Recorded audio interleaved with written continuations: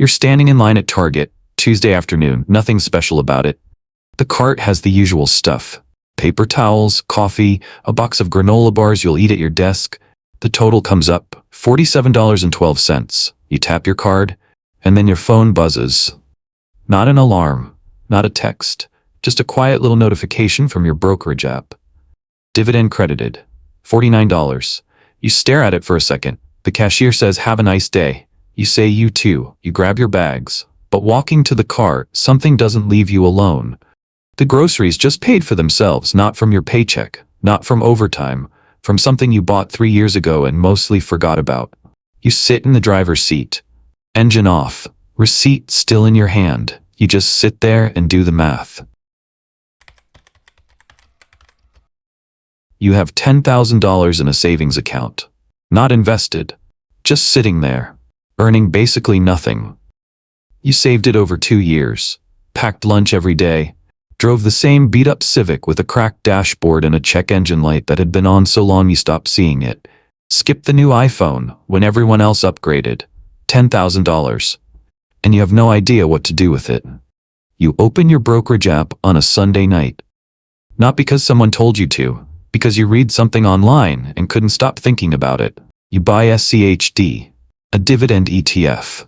Boring name, boring ticker. The kind of thing your friends have never heard of and wouldn't care about if they did. At around 3.5% yield, some years more, some years less, $10,000 pays you roughly $350 a year. You stare at that number, $350, less than $1 a day. Your roommate Caleb sees it on your screen at dinner. He leans over, reads the number, looks at you. That's it? You close the laptop. You don't explain, you don't argue. There's nothing to argue about yet. That night you find a button in the app. DRIP, Dividend Reinvestment Plan. Every dividend you earn automatically buys more shares. No manual steps, no thinking required. You turn it on. The next quarter, your dividend hits. $32. It buys 1.1 shares. The number is almost embarrassingly small. You don't laugh. Because here's what nobody tells you about that first $32. Every dollar you ever made before that came from time. Hours at a desk, hours in traffic, hours nodding in meetings you didn't need to be in. This $32 came from none of that. You were asleep when it hit. That's new. That's different. $32. You were asleep. That's it. That's the whole thing. You leave DRIP on.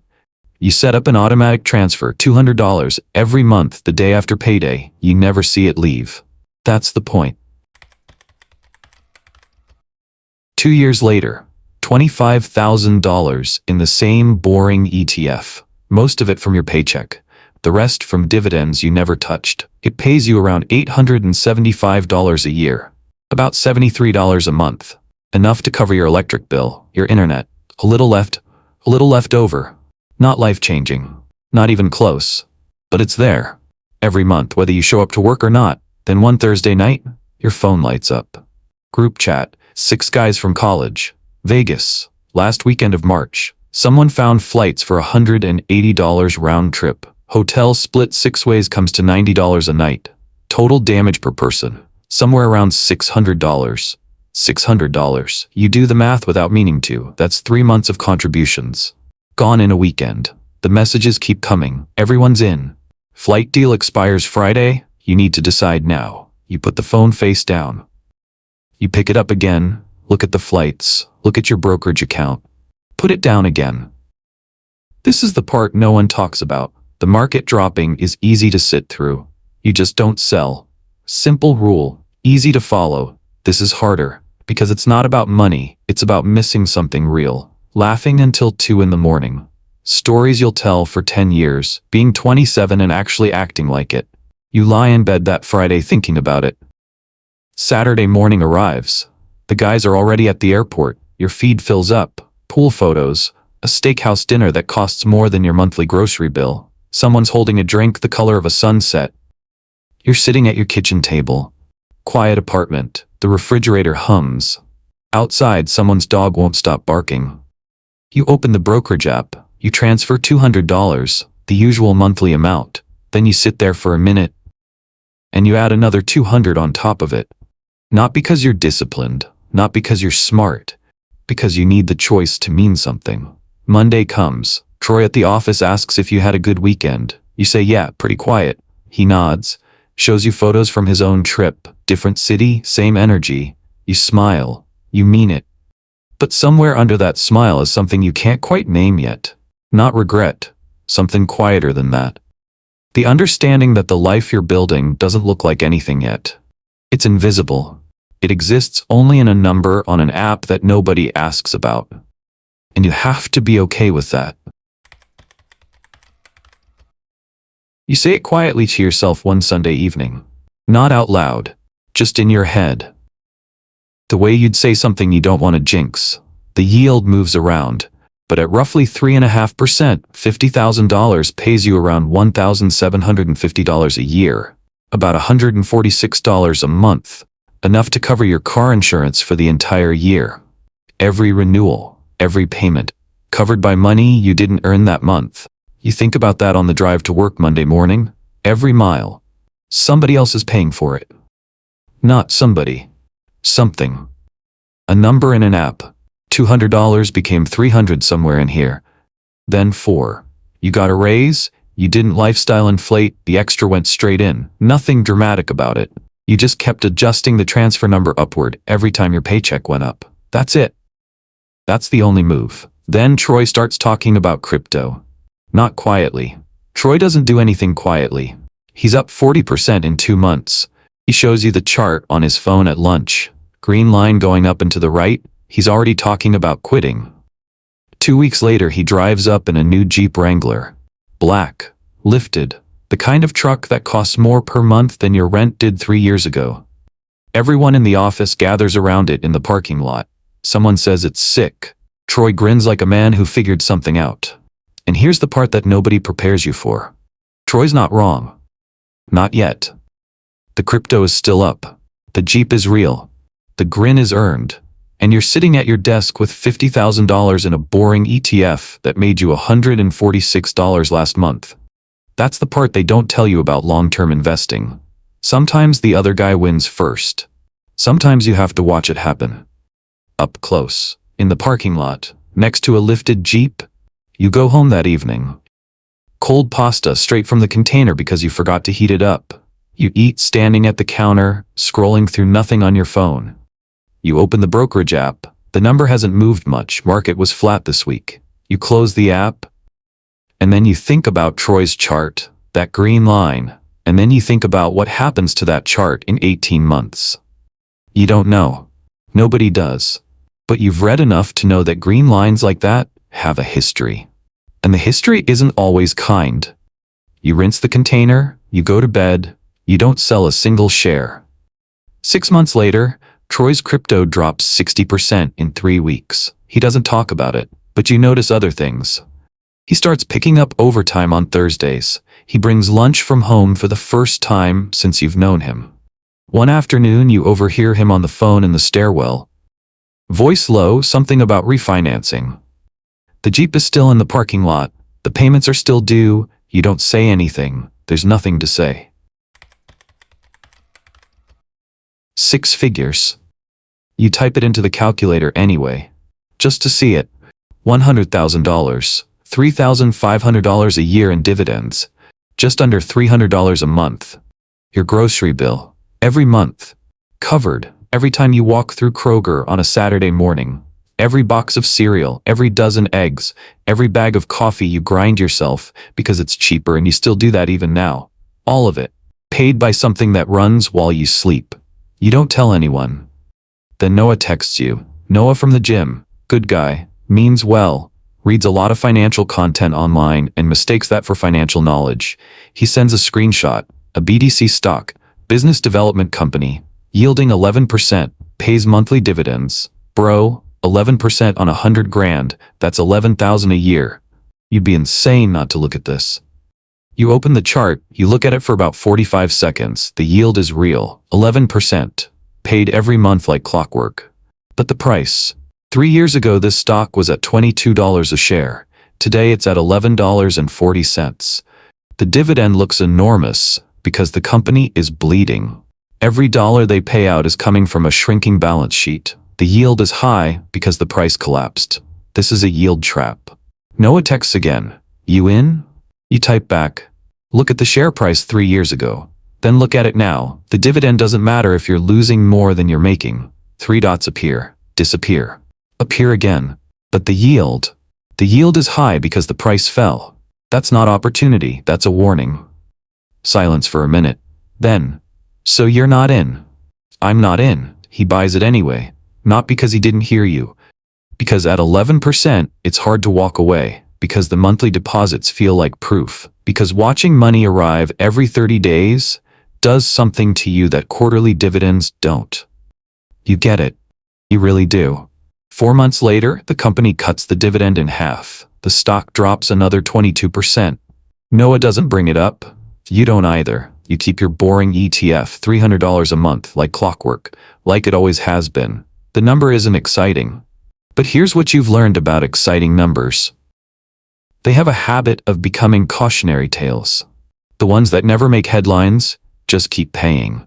Month after month, quarter after quarter, whether you're watching or not. Then March 2020 arrives. You're in a grocery store parking lot on a Sunday afternoon. Engine running, heater on. The radio cut to news 10 minutes ago and you haven't turned it off. You open the brokerage app, your portfolio is down 31%. You read it twice. That's years. That's the Vegas trip you didn't take. The overtime you worked. The lunch you packed every single day for 2 years at 25. All of it. On a screen. In red. Your finger hovers over the sell button. Not dramatically. Just there. You sit in that parking lot for 11 minutes. You know because you checked the clock twice. Outside, a woman loads groceries into her trunk. A kid in a cart makes the cart go sideways. Normal Sunday. The world doesn't know what your screen looks like right now. You think about Caleb. You think about Troy's Jeep. You think about Noah. You think about $32. Then you close the app. You go inside and buy the groceries you came for. That night, you set up an extra transfer. $300. On top of the usual $200, you buy more shares at the lowest price you've seen in 5 years. You don't tell anyone. 8 months later, the portfolio is back.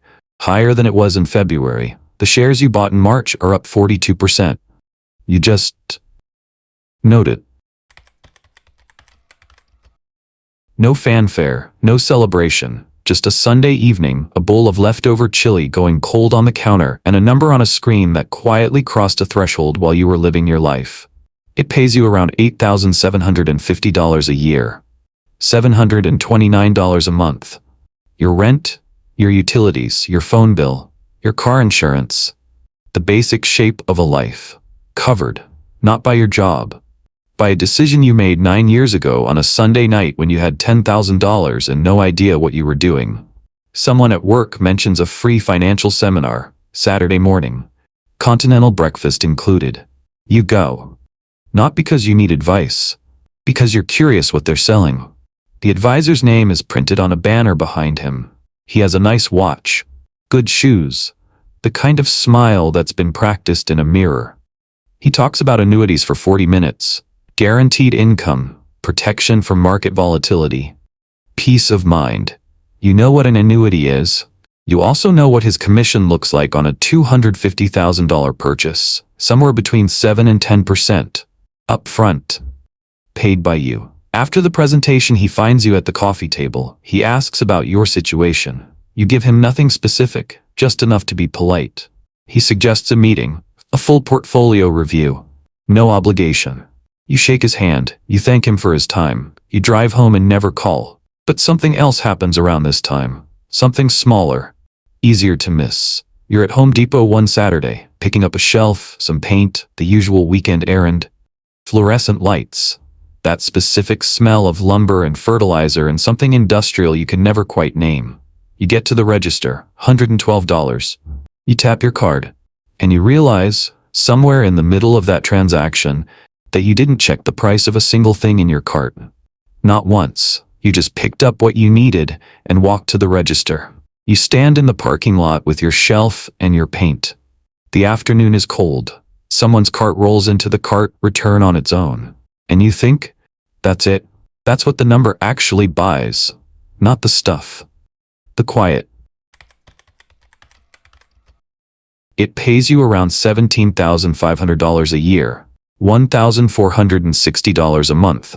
Average rent in Charlotte right now is $1,200. Your dividends just covered rent.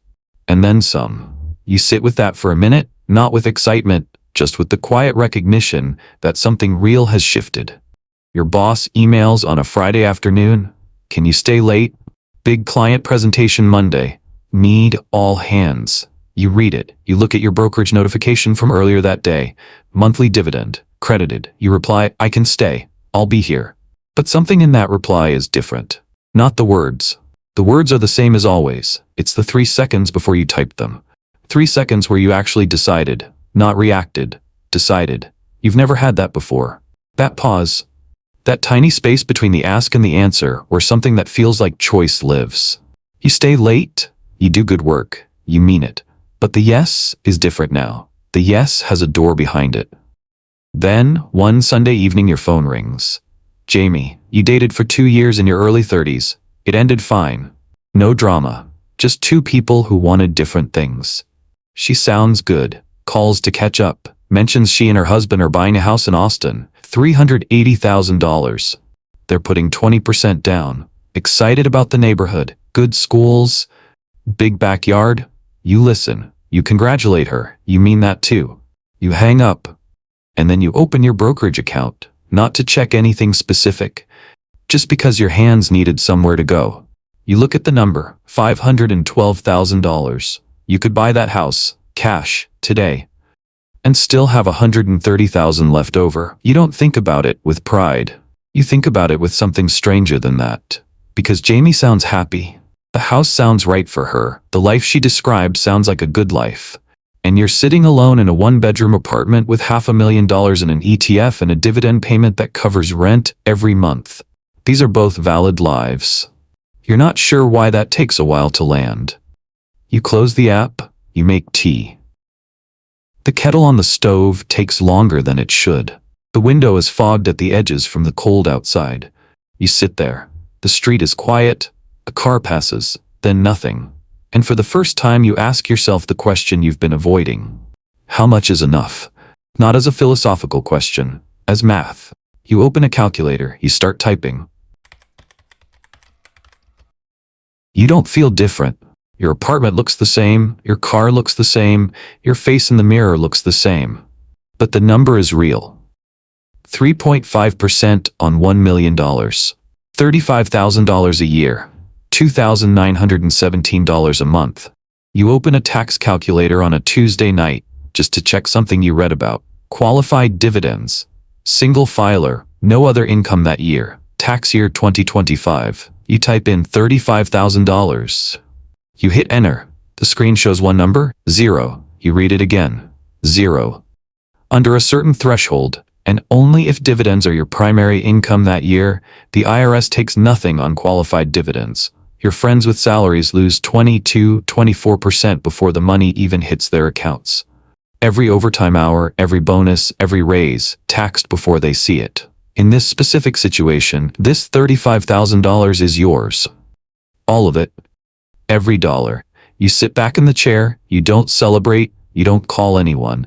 You just sit there in the quiet of a Tuesday night and let that land. The next morning you have your annual performance review. Your manager is a good person. Thorough. Fair. She's printed out your metrics, has notes in the margins. She talks about your contributions this year. She talks about trajectory, growth opportunities. Where do you see yourself in 5 years? You listen. You answer everything correctly. You talk about leadership development, cross-functional collaboration, the project you want to own next quarter. All of it true. All of it reasonable. And somewhere in the middle of it you notice something happening in your chest. Not anxiety, not resentment. Just a question. A quiet, inconvenient question that sits there while your manager keeps talking. Who are you if you're not the guy who comes to work every day? Not what will you do with your time? That part's easy. Travel. Projects, sleep. But who are you? You've been the guy who shows up for 15 years, the guy who stays late, the guy who fixes things, the guy Troy comes to when his spreadsheet breaks and Noah texts when he needs someone to talk him out of a bad trade. That guy has a desk, a badge, a place to be at 8:30 in the morning. Without that, what's left? You shake your manager's hand at the end of the meeting. Good review? Strong year? You walk back to your desk. You sit down. You open your laptop. But before you open your email, you just sit there for a second. $1 million. $35,000 a year.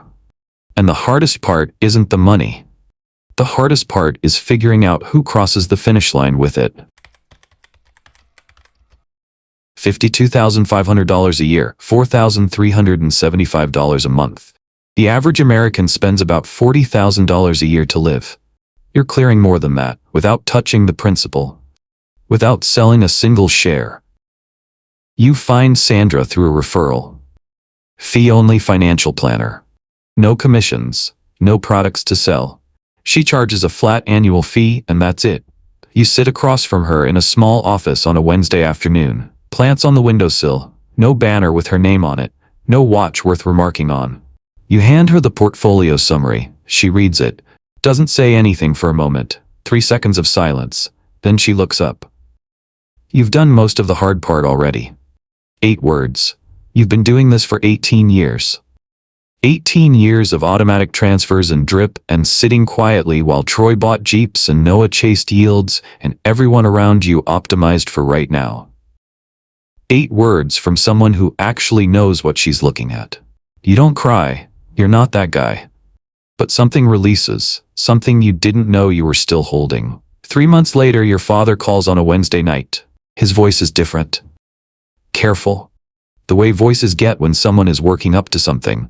He tells you about the diagnosis. Treatable. Caught reasonably early. But the treatment is complicated. Expensive. The insurance covers most of it, but not all of it. There are gaps. Specialists not in network. A procedure the policy won't touch.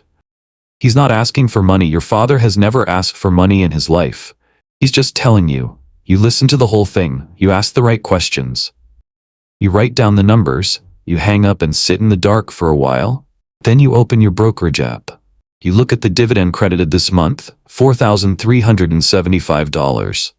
You look at the gap your father described. The out-of-pocket costs, the specialists, the procedure, it fits, with room to spare, not barely, comfortably. You don't have to liquidate anything. You don't have to take out a loan. You don't have to have a conversation about what you can and can't afford. You just have it. You sit there in the dark for a long time, and this is the moment. Not the $1 million, not the zero tax bill, not the performance review. This is the moment you understand why you started. Not to retire early, not to beat the market, not to prove something to Caleb or Troy or Noah or anyone who ever looked at your screen and said, that's it. You started because you never wanted to be on the other end of a phone call like that and not be able to do anything. You wanted to be useful when it mattered. The following Tuesday morning, you open your email. You write 3 sentences to your manager. You thank her for 15 years. You tell her you're moving on. You tell her your last day is in 2 weeks. You hit send. You close the laptop. You make coffee, the same coffee you've been making every morning for 20 years. Same grind, same ratio. Same mug with the chip on the handle you keep meaning to replace. Nothing about the morning feels dramatic. That's the thing nobody tells you about the moment you stop. It doesn't feel like an ending, it just feels like a Tuesday. $70,000 a year. $5,833 a month. Your last salary was $64,000. The machine is now paying you more than your job ever did. And the principal is still growing. You didn't touch it. Not once. Not for the Vegas trip you didn't take. Not for the house you didn't buy. Not even in March 2020 when the screen was red and your finger was right there. It just compounded. Quietly. Without asking for anything. You get the monthly statement on a Thursday. You read it the way you read a utility bill. Dividend income this month, $4,861. Portfolio value, $2,043,218. You fold the statement. You put it on the kitchen counter next to the mug with the chip on the handle. You pour a second cup of coffee. Your father is doing well. Treatment finished 8 months ago. He calls on Sundays now, talks about the garden, a show he's watching, the neighbor's new dog, nothing important, everything important. You have nowhere to be at 9 on a Sunday morning, so you talk. For as long as he wants. This is what $2 million actually looks like from the inside. Not a yacht, not a penthouse, a Thursday morning, second cup of coffee, a phone call you don't have to cut short, a statement you read the way you read a utility bill. That's it. Somewhere right now there's a 25-year-old sitting at a kitchen table, $10,000 in a savings account, doing nothing. He's been reading about dividend investing for 3 weeks, going back and forth, waiting to feel ready. The account is open, the money is there. He just hasn't clicked confirm yet. He's looking at the projected annual income. $350 a year, less than $1 a day. He almost closes the tab. Almost. But something keeps him there. Not confidence, not certainty. Just a question he can't stop sitting with. Is this enough to start? He clicks confirm. He turns on drip. He sets up the automatic transfer. He closes the laptop. He doesn't know what he just started. He doesn't know what it will cost him. Not in dollars, in patience. In Friday nights at home while everyone else is somewhere else. In years of invisible progress that nobody claps for. In one Sunday afternoon in a parking lot when everything is red and his finger is right there. He just knows the number is small. What he doesn't know yet. The first dividend was $32. He almost laughed at it. 20 years later, it bought him time with his father. That's what compound interest actually is.